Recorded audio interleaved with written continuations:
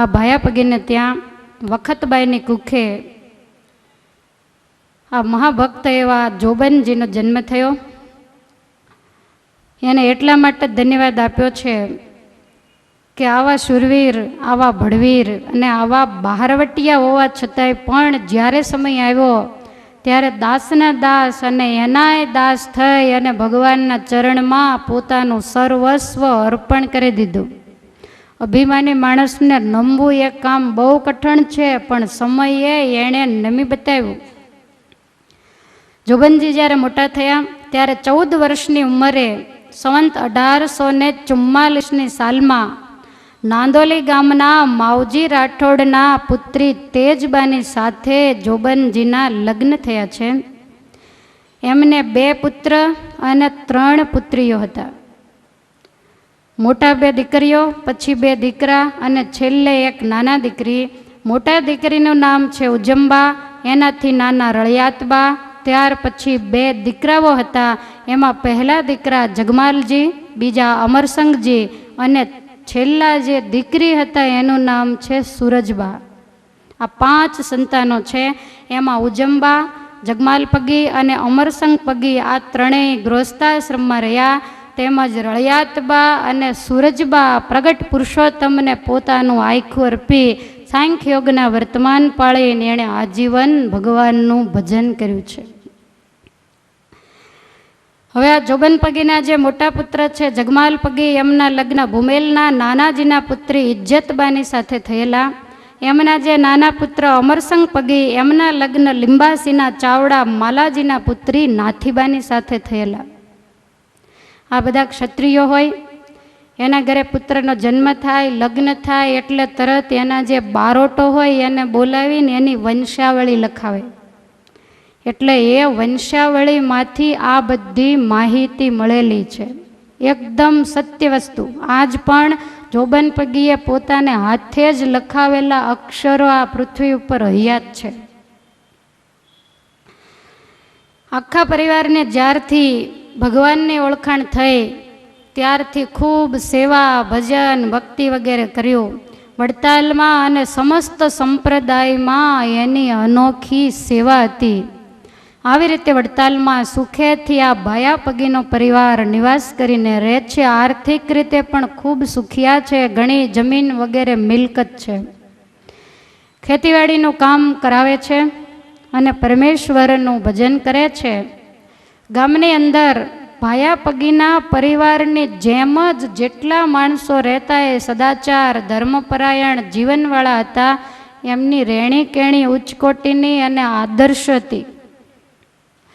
અને એ વખતે ગામના જે ઇજારદાર એ પેટલાદમાં રહેતા અને વડતાલ જેના રાજ્યની અંદર ગણાય એવા રાજા એ વડોદરામાં રહેતા. સયાજીરાવ સરકારના હાથ નીચે આ વડતાલ ગામ એ વખતે ગણાતું.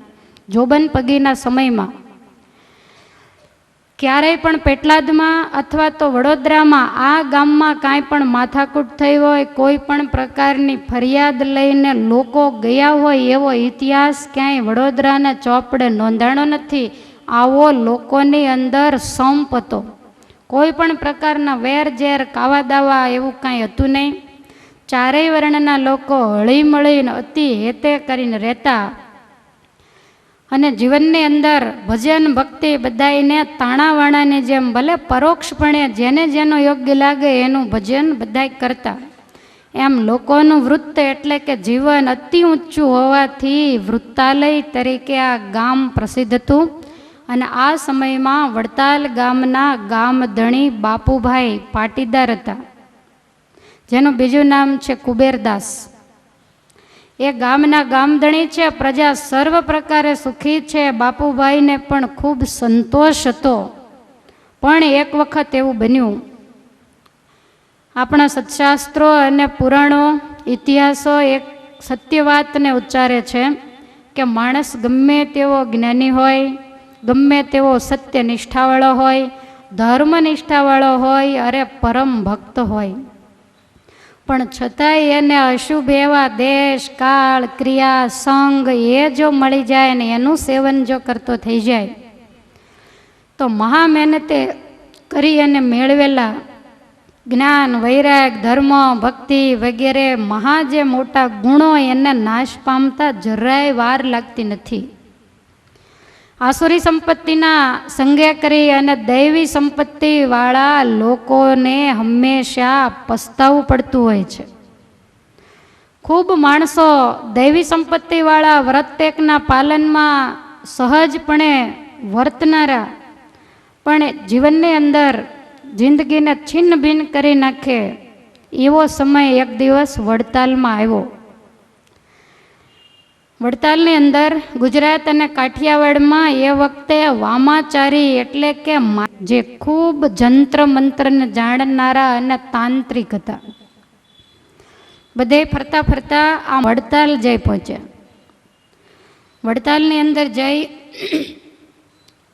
નારાયણગીરી મઠમાં ધામા નાખ્યા. નારાયણગીરી બાવા પણ ખૂબ સારી રીતે ભગવાનનું ભજન કરતા. પછી તો કાયમ એની સાથે બેઠક ઉઠક વગેરે વધવા માંડી અને ધીમે ધીમે કરતા તાંત્રિક જે હતા એણે બધાને તાંત્રિક વિદ્યાઓ શીખવાડી. જુદા જુદા પ્રકારની વિદ્યાઓ શીખવાડીને એવો ઉપદેશ આપ્યો કે ખોટે ખોટું તમને બીવડાવવા માટે શાસ્ત્રોમાં લખી નાખ્યું છે. આમ ખવાય નહીં, આમ પીવાય નહીં, આમ કરાય નહીં, આટલું રાખવું પડે, આ વાત બધી ખોટી છે. કોણ જોવા ગયું છે? ભગવાને આ માણસનો દેહ આપ્યો છે. જેટલા મોજ શોખ થાય ને ભોગ વૈભવ ભોગવાય એટલા ભોગવી જ લેવા. કાલ કોણે બાળી છે? આવો અવળો ઉપદેશ ચાલુ થયો અને આ અવળો ઉપદેશ આ વડતાલવાસીઓના ભોળા નિખાલસ અંતઃકરણમાં અંદર ઉતરી ગયો. ધીમે ધીમે કરતા ભજન ભક્તિ પાછા માંડ્યા પડવા. એમ કરતાં કરતાં તો ત્યાં ઘણો સમય રોકાણા અને ઘણાક માણસો અધર્મને માર્ગે આગળ વધ્યા. દારૂ, માંસ વગેરેનું ભક્ષણ કરતા થઈ ગયા. મંત્ર, તંત્ર, કામણટુમણ, વશીકરણ વગેરેના જે મલિન પ્રયોગો એ લોકો બધાએ માંડ્યા શીખવા. આ સ્વામિનારાયણ ભગવાન પ્રગટ થયા નહોતા ત્યારે આ દુનિયામાં આવું જ બધું ચાલતું. અને એટલે જ આપણા કવિઓ કહે છે કે મંત્ર મુઠ ચોટને કામણ ટુમણ દેવ દુગરા ભુવાને ભરાડી ભૂતને પલિત જીન ડાકીણી શાકીણી પીડતા તા પ્રજાને અનાડી ઠગ ધુતારા અને જાદુ કિમિયા ગરો ડારતા લોકને પેધી જઈને ધન્ય હો ધર્મ ધ્વજ રોપિયો એ સમય સ્વામિનારાયણે પ્રગટ થઈને. ચારે બાજુ કોઈ ગામ, કોઈ શહેર, કોઈ શેરી એવી નહીં કે જ્યાં ભૂવા ધૂણતા ન હોય ને જ્યાં ડાકલા વાગતા ન હોય. અનેક પ્રકારની અંધશ્રદ્ધાઓ અને વહેમની અંદર પ્રજા જ્યારે ફસાઈ ગયેલી એ વખતે ધર્મગુરુઓ તો ઘણાય હતા પણ એ ધર્મગુરુઓ ખુદ અધર્મી બનેલા. ધર્મગુરુઓ તજી ધર્મના આચરણ પાપની વૃત્તિઓ પોષતા હતા. પ્રણત નર નારીના શીલને શિયળને ભ્રષ્ટ કરી શિષ્યને શોષતા હતા. કષ્ટ બહુ પામતા દૈવી જીવો સહુ આસુરીની ઉપાધિ સહીને ધન્ય હો ધર્મ ધ્વજ રોપિયો એ સમય આ સ્વામિનારાયણે પ્રગટ થઈને. આવી જ્યારે પરિસ્થિતિ હતી 19મો સૈકો અને 18મો સૈકો એને ભારત દેશના ઇતિહાસની અંદર અંધકાર યુગ કહેવામાં આવે છે. પ્રજાનો તારણહાર કોઈ નહોતો. સ્વયં રાજાઓ અને ધર્મગુરુઓ એ જ અધર્મી બનેલા. અને જ્યારે ડ્રાઈવર ઊંઘે ત્યારે સમજી જ લેવાનું બેઠા એ બધાયનું મોત જ હોય. ભલે આખી બસ જાગતી હોય પણ એક જ વ્યક્તિ ઊંઘે એટલે બધાના મોત મુઠ્ઠીમાં. એમ ધર્મગુરુઓ ડ્રાઈવરો સ્વયં જ્યારે ઝોલે ચડેલા તો આવી પરિસ્થિતિમાં અધર્મ વધતા વધતા વડતાલની અંદર પ્રવેશ કરી ચૂક્યો. અને આ બધાય વામાચારીઓની કૂડી નજર આ ગોકુળિયા એવા વડતાલ ગામ ઉપર પણ પડી.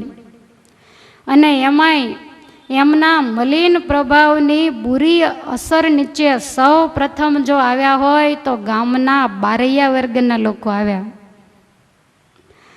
સૌ પ્રથમ આ જે ચેપી રોગ એ જોબન પગીના પરિવારને જ લાગુ પડ્યો. ચારેય બાજુ એની કુટેવો માંડી ફેલાવા, એકનો જોઈને બીજા શીખે, બીજાનું જોઈને ત્રીજા શીખે. ગામના પાટીદાર અમીનોની સાથે ખભે ખભા મિલાવી અને આ ક્ષત્રિયો રહેનારા, અને એને ગામની પ્રજા સાથે માંડ્યો વિરોધ થવા. અને અમુક અમુક માણસો આ માર્ગીઓની અસર નીચે આવીને ચોરી, લૂંટફાટ, હિંસા વગેરેના અધમ માર્ગે વળવા માંડ્યા. આ બાવાઓએ દારૂ, માંસ, મંત્ર, મૂઠચોટ, તાંત્રિકતા, હિંસા વગેરે બધું શીખવાડી દીધું. હિંસા કરવા મોકલે અને પછી આ શિકાર એ બાવાઓ પોતે જ જો ખાતા હોય તો પછી બીજાને કેમ ન શીખવાડે. હવે ધીમે ધીમે કરતા આ પગી પરિવારની અંદર સૌ પ્રથમ જોબન પગી આ તાંત્રિકતાનો ભોગ બન્યા. અને હલકું હોય ને એ તરત ચોંટી જાય. કપડાં ધોવામાં તકલીફ પડે અને મેલા કરવામાં નહીં. સવારના પહેરીને ફરતા હો, તમે આખો દી મશ કે ધૂળ ચોપડ ચોપડ કરો છો. એને જાતે સાંજ પડે એટલે મેલા થઈ જ જાય. એના માટે કોઈ મહેનતની જરૂર નથી. છોકરાની અંદર સારા સંસ્કાર પાડવા હોય તો બહુ કઠિન છે. એને ડૉક્ટર કે એન્જિનિયર બનાવવા હોય તો મા બાપ થાકી જાય, આખી જિંદગી તૂટી જાય ત્યારે ડૉક્ટર કે એન્જિનિયર થાય. પણ એને ગાળો શીખવાડવી હોય તો, એને તોફાન શીખવાડવા હોય તો એના ક્યાંય ક્લાસ ખોલાયેલા નથી. બધું એની મેળે જાગે. માટે મોડું એ જલ્દી ઘૂસી જતું હોય. તમારે ગિરનાર ઉપર ચડવું હોય તો પોરો ખાવો પડે, ઉતરવામાં ક્યાં ખાવો પડે છે. અમારા હનુમાન ધારા ઉતર્યા તો ડોશીઓ કોઈએ પોરો જ ન ખાધો.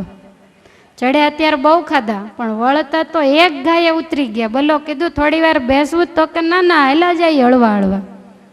તો ગયા ત્યારે કંઈ દોડાદોડ નહોતા ગયા, પણ તોય પોરો ખાવો પડ્યો. ઉતરવું એ બહુ સહેલું છે, ચડવું એક કામ અતિ કઠણ છે. તો સદાચારી એવા જે ગ્રામજનોએ માર્ગે બાવાના યોગે કુસંગથી લેપાયા, ચોરી, લૂંટફાટ, દારૂ, માંસ વગેરે પ્રવૃત્તિની અંદર પ્રવર્ત્યા. અને આગલા જન્મમાં કુસંગના યોગે જેની બુદ્ધિ ભ્રષ્ટ થયેલી એવા જોબન પગી પણ આ વંટોળિયાની અંદર બરાબર ફસાઈ ગયા. ચોરના સરદાર અને પાપીના મવડી બન્યા. જે માણસ સુરવીર હોય, શક્તિશાળી હોય, એ જે માર્ગે જાય ને જેવો તેવો ન થાય, બધાયનો બોસ જ હોય. કારણ કે એનામાં શક્તિ એવી છે. સમય પછી સમય જવા માંડ્યો. લુચ્ચા, ઠગ, ચોર, વ્યસની લોકોને જોબન પગી જેવો બાહોશ, બહાદુર અને બુદ્ધિશાળી નીડર એવો નાયક મળી ગયો. આના હાથ નીચે હવે બધા કર્મ થાય. અને જોબન પગી એવા શૂરવીર હતા કે એનું નામ દુનિયામાં કોઈ લઈ શકે નહીં. કુસંગને કારણે જોબન પગી અધર્મીના મવડી થયા છે. માટે કુસંગ એને મહાભયંકર શત્રુ કીધો છે. આગલા જન્મમાં પણ પાશ લાગ્યો, આ જન્મમાં પણ લાગ્યો. આજના સંસ્કારી કુટુંબોની અંદર દીકરા દીકરીઓની કુસંગને કારણે શું દશા થાય છે તમે બધાએ જોઈ રહ્યા છો. માટે સુખી થવું હોય તો કુસંગથી બચવું. ક્યારેય જેવું તેવું વાંચવું નહીં, જેવું તેવું જોવું નહીં.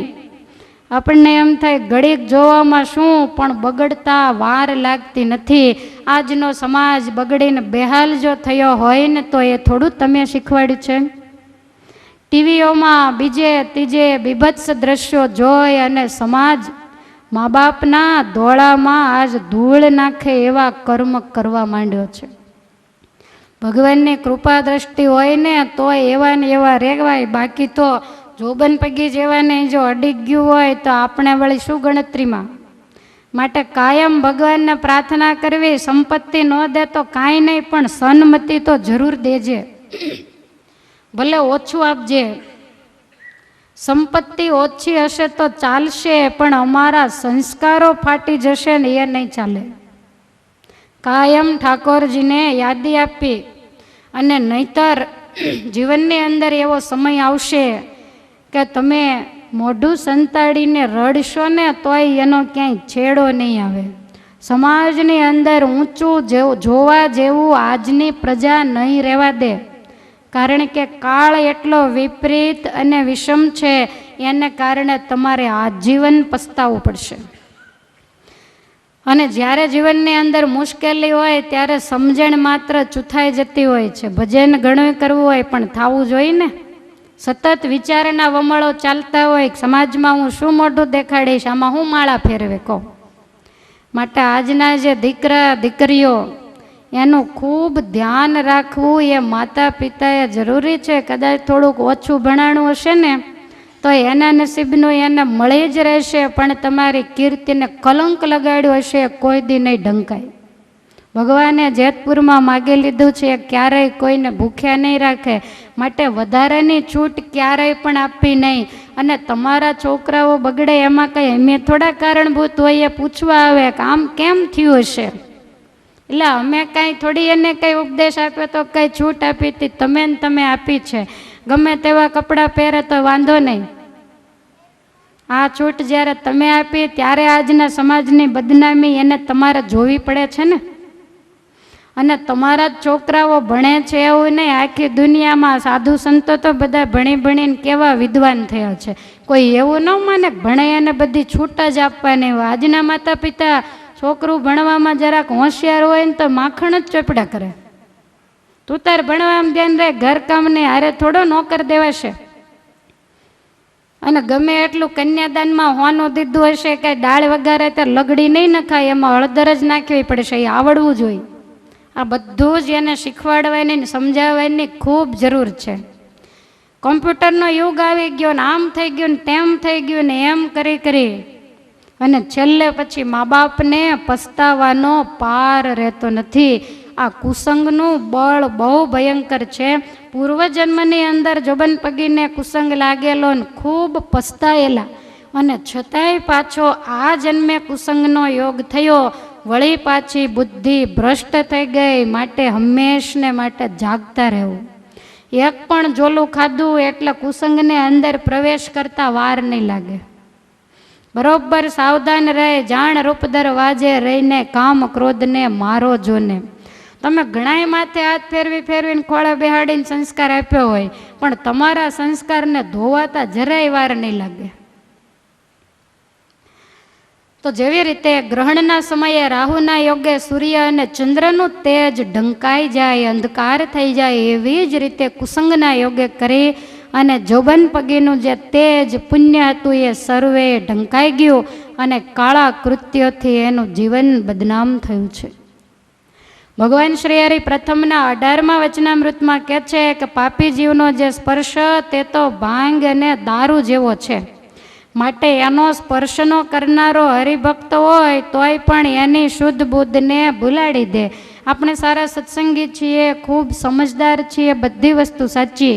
કોઈ તમને એમ કહે કે તમે તો ખૂબ શાસ્ત્રો વાંચ્યા છે, ખૂબ સાંભળ્યા છે, તમારું જીવન ખૂબ પવિત્ર છે, એટલે તમને કાંઈ નહીં થાય, હાલ્યો એક વાટકી દારૂ પી જાઓ. તો દારૂ થોડો કોઈની શરમ ભરે કે આ થોડીક ભાંગ ખાઈ જાઓ. તો એમાં સત્સંગી હોય એ ગાંડા ન થાય ને કુસંગી જ ગાંડા થાય એવું કાંઈ હોતું નથી. એટલે ગમે તેવો મહારાજ કહે છે કે હોય, પણ જેવી સોબત કરે એવું એનું અંતઃકરણ થાય. જ્યારે જીવ વિષય જીવની સભામાં બેઠો હોય અને એ જગ્યાએ 7 માળની હવેલી હોય, તમામ વિષય જીવ બેઠા હોય, દારૂના શીશા એકબીજાને પાતા હોય, ગણિકાઓ થઈકાર કરતી હોય, અને એ સમયે કોઈ સારો માણસ જઈને બેસે ને તો એનું અંતઃકરણ મહારાજ કે બીજી જાતનું થઈ જાય, ગમે એવો સારો હોય તોય.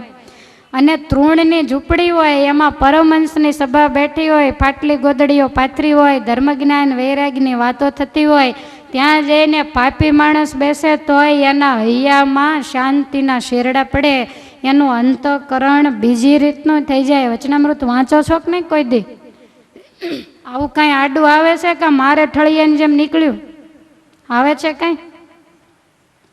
બધા બધું ધ્યાનમાં રાખજો. ઘણા તો વચનામૃત વાંચે તો આપણને એમ થાય કે વચનામૃતની હારે બાંધતા લાગે, આમાં આંગળીઓ કરતા હોય. માટે બહુ ધ્યાન રાખીને વાંચવું. ભગવાનનો એક એક શબ્દ અમૃત જેવો છે, જો હૃદયમાં ઉતરી જાય તો જીવનું રૂડું થાય. માટે કુપાત્રની સોબત મહારાજ કહે છે કે ભગવાનના ભક્તએ ક્યારેય કરવી નહીં. પ્રથમ વડતાલના 20મા વચનામૃતમાં મહારાજ ત્યાં સુધી બોલ્યા કે જનક રાજા જેવી સમજણ હોય તમને ખબર છે ને જનક રાજાની સમજણ કેવી હતી? નહીતર ધીરજ આખ્યાન સાંભળી લેવો, હવે દવાઓ તૈયાર જ છે.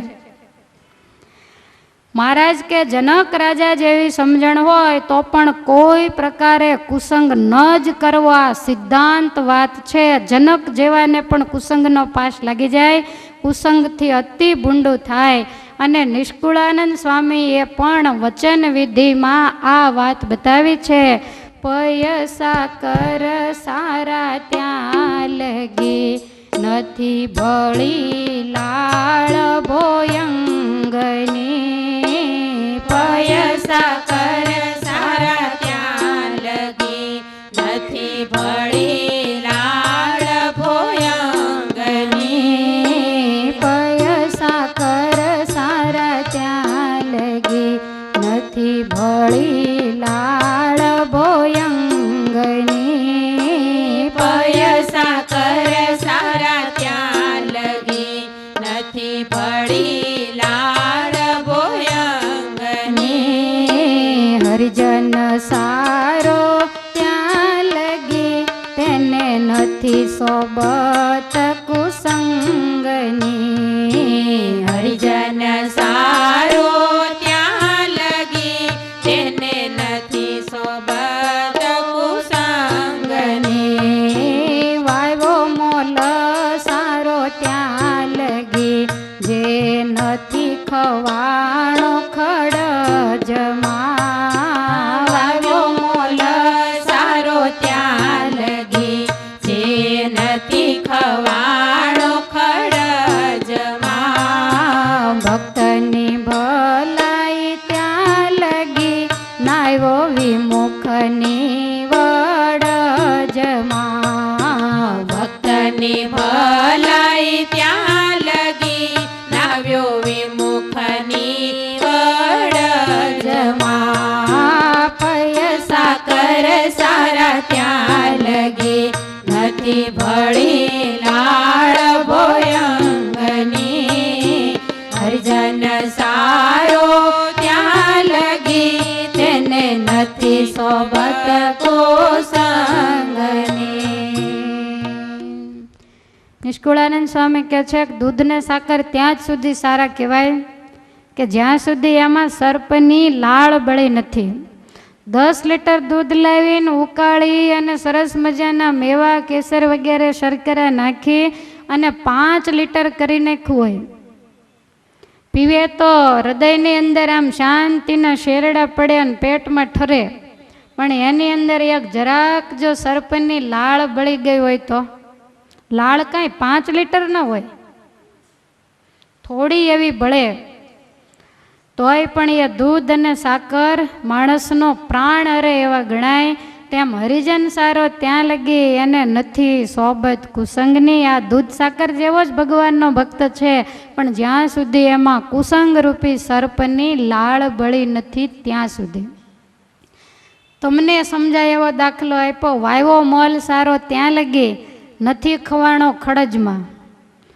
બિલકુલ ઘાસ ઉગેલું ન હોય ને એવો સરસ મજાનો આમ મોલ કલકલિયા કરતો હોય, પવનની લેરખીમાં ઝૂમતો હોય તો એ સારો. પણ વાવ્યા કરતાં જાજુ ખડ ઉગી ગયું હોય અને વાવેલા મોલ કરતાં 2 વેંત ઊંચું ખડ થઈ ગયું હોય તો પછી સારી નીપજની આશા રખાય ખરી? છોડવા સરસ મજાના ફાલે છે, ફૂલશે, આવો વિચાર થાય ખરો? કારણ કે ખડની અંદર ખવાઈ ગયો. જમીનની જે શક્તિ છે એ આજુબાજુમાં ઉગેલું ખડ બધું ચૂસી જાય. તમે પાણી રેડો તોય ભલે, ખાતર નાખો તોય ભલે. તો એનો ઉપાય શું? તો કે એને નીંદવું પડે. જો કે ડાયો ખેડૂત હોય, એના સમજદાર ખેડૂતના ખેતરમાં આવું ખડ થાય જ નહીં. આપણે બહુ જોયું ને હિન્દુસ્તાનમાં છપૈયા ને ત્યાં બધે ઘઉં ન દેખાય ને કંઈક બીજું દેખાય, એને ડુંડા જ આવેલા પાછા. કારણ કે ખેડૂતની આળસ. એટલે ભક્તની ભલાઈ ત્યાં લગી, નાયવો વિમુખની વડજમાં. ત્યાં સુધી જે ભક્ત ભલો કે એને વિમુખનો યોગ થયો નથી, કુસંગનો એને પાશ લાગ્યો નથી. વળીને કહું છું કે કુસંગનો પાશ એક વખત લાગી જશે તો એને ભૂસતા જિંદગી પૂરી થઈ જશે, માટે સમય ઉપર સાવધાન. કાયમ પૂછતા રહેવું, ભાઈ શું કરે છે, કેમ છે, ક્યાં જાય છે, બધું ન જવાબ દે તોય પૂછવું જ. કારણ કે તમે સતત પૂછતા રહેશો ને તો એને ક્યારેય પણ આડા માર્ગે જશે તો એને પહેલાં યાદ આવશે કે આ મને નથી ગયો તો એ રોજ પૂછપૂછ કરે. એમાં જાયશ તો શું દશા થશે? એટલે સતત કહેતા રહેવું, માનતા હોય તો. જોબન પગીને પાસ લાગ્યો અને ચોર નહીં પણ ચોરના મવડી, ચોરના સરદાર બન્યા. બારવટિયાનું બિરુદ મળ્યું એને, ભક્તનું બિરુદ ગયું. પહેલા બારવટિયા થયા ને પછી ભક્ત બનશે. પણ પૂર્વજન્મના થોડાક સંસ્કાર હતા, માં વખતબાઈના ગર્ભના પણ થોડા ઘણા સંસ્કારો જોબન પગીમાં રહેલા, એટલે એ બારવટિયા તો બન્યા પણ એને ઉત્તમ અને આદર્શ બારવટિયાનું બિરુદ મળ્યું. એમાંય પાછા ભાગ હોય હારા ને મોળા એવું. આપણે ભક્તમાં કેમ ઉત્તમ, મધ્યમ, કનિષ્ઠ, એમ બારવટિયામાં આવું કદાચ કંઈક હશે. એટલે જોબન પગી આદર્શ અને ઉત્તમ બારવટિયાના ગુણોને ધરાવતા. ઇતિહાસના પાનાઓમાં આજે પણ એ ઉત્તમ બારવટિયા તરીકે જોબન પગીનું નામ અમર છે. પોતાની નીતિ, રીતિ, મર્યાદાઓ હતી, અમુક અમુક એની આચાર સંહિતાઓ પણ હતી. કેટલાય ભીલોને ભેગા કરી અને મોટા ટોળાઓ તૈયાર કર્યા. ચોરી, લૂંટફાટ, ધાડ પાડવી, ધોળા દિવસે ગામ ભાંગવા, આવું બધું જોબન પગી કરવા માંડ્યા. લૂંટફાટ કરી કરી ધંધો બીજો બધો બંધ, આ મોટામાં મોટો ધંધો ચાલુ કરી દીધો. લૂંટફાટ કરીને બધાને વેચે ને બધા એટલું બધું ઘર ભેગું કરે. દિવસો પછી દિવસો જવા માંડ્યા. પણ જોબન પગીમાં ઉત્તમ બારવટિયાના જે લક્ષણો હતા એ હું તમને બતાવું છું. એની નીતિ, રીતિ અને એની પણ અમુક અમુક મર્યાદાઓ હોય છે. બહુ આપણને આશ્ચર્ય થાય એવા એના લક્ષણો છે. પહેલું લક્ષણ એ છે કે જોબન પગીને એવી ટેક હતી કે સાધુ અને બ્રાહ્મણ એને ક્યારેય પણ લૂંટવા નહીં. ગમે એટલો ખજાનો લઈને જતા હોય, બ્રાહ્મણ હોય અથવા તો સાધુ હોય, એના માટે માથું દઈ દેવું, પણ એની પાસેથી ક્યારેય કોઈ વસ્તુ લેવી નહીં, એને દુઃખી કરવા નહીં. બીજું લક્ષણ એ હતું કે વહુ દીકરીની આબરૂ ક્યારેય પણ લેવી નહીં. રસ્તા ઉપર ગમે એટલું સુંડલો સોનું પહેરી અને વહુ દીકરી ચાલી જતી હોય, જોબન પગી જો સામા મળે તો એની સામે નજર તો ન નાખે, પણ કોઈ બીજો એની સામે નજર નાખે એટલે જોબન પગી એનું ધડથી માથું જુદું કરે. અને એ બેન દીકરીને પોતાના ગામ સુધી મૂકી આવે. પહેલાંના બારવટિયા હતા પણ એ અત્યાર જેવા નહીં. મને એમ થાય કે અત્યારના શાહુકાર કરતાં પહેલાંના ચોર સારા, પહેલાંના બારવટિયા ખૂબ સારા, કે જે આવા કામ નહોતા કરતા. ને અત્યારે બહારથી શાહુકાર દેખાતા હોય પણ અંદરથી તો છુપો ચોર જ હોય. કોઈની નજરનો પણ આજ વિશ્વાસ કરવા જેવો નહીં. તમારી દીકરીઓ હોય, નાની વહુઓ હોય, એને અજાણ્યાની સાથે એકલી મૂકવી હોય તો તમને બીક લાગે કે ન લાગે? જરૂર ડર લાગે. કારણ કે સમય એવો હોય, ભગવાનના ભક્ત ન હોય એવાય નહીં. બહુરત્નાની વસુંધરા ઘણા સારા પણ હોય, પણ વધારો હંમેશા મોળા માણસોના કળયુગનો યોગ છે ને. જોગીદાસ ખુમાણ વગેરે થયા. જોગીદાસ ખુમાણ જ્યારે ઘોડા ઉપર બેસીને ચાલ્યા આવતા, મહારાજ રસ્તામાં એક વૃક્ષની નીચે, ઉનાળાનો સમય, ઘોડાને એક બાજુ બાંધી અને મહારાજ સૂતા છે. નાજા જોગિયા, મુકુંદ બ્રહ્મચારી આ બધા સાથે હતા. એટલે ભગવાન શ્રી હરિને ખેસ પાથરી દીધો ને એના ઉપર મહારાજ સૂતા. હવે ઉનાળાનો સમય હોય, ઓઢ્યા વગર સૂતેલા, એમાં દૂરથી ઘોડાના ડાબલાનો અવાજ સંભળાયો એટલે મહારાજે આમ નજર કરી તો દૂર દૂર જોગીદાસ ખુમાણ ચાલ્યા આવે. મહારાજ માથે કપડું ઓઢી ગયા. મુકુંદ બ્રહ્મચારી કે મહારાજ ગરમી થશે. મહારાજ કે ગરમી ભલે થાય, ઓલા બારવટિયાનું મોઢું મારે નથી જોવું. મુકુંદ બ્રહ્મચારીને બધાને એવું કે ભાઈ ચોરીને લૂંટફાટને આવું બધું કરે છે, પાપી માણસ, એટલે મહારાજને એનું મોઢું નહીં જોવું હોય. અને એમાં જોગીદાસ ખુમાણનો ઘોડો બરોબર મહારાજ પોઢ્યા છે એ રસ્તે જ્યાં આવ્યો ત્યાં તો ઓઢેલું એક બાજુ ફેંકીને મહારાજે દોટ કાઢી. મહારાજ જ્યાં દોડે ને ત્યાં તો જોગીદાસ એકદમ ખ્યાલ આવ્યો કે આ સ્વામિનારાયણ છે, ઘોડા ઉપરથી કૂદી પડ્યા. મહારાજ બથમાં લઈને જોગીદાસને ભેટી પડ્યા. બ્રહ્મચારી કે આના કામ આવા, હમણાં માથે ઓડી ગયા, અત્યારે પાછા દોડીને એને જઈને ભેટી પડ્યા. પછી ભગવાન કહે છે કે જોગીદાસ, મેં એવું સાંભળ્યું છે કે ક્યારેક ક્યારેક તમે તમારી આંખમાં લાલ મરચું આંજો છો. જોગીદાસ કહે છે કે હા સ્વામિનારાયણ, મારે એવો નિયમ છે, મારું નામ મારી માએ જોગીદાસ પાડ્યું, હું તો જોગીઓનો દાસ કહેવાઉં.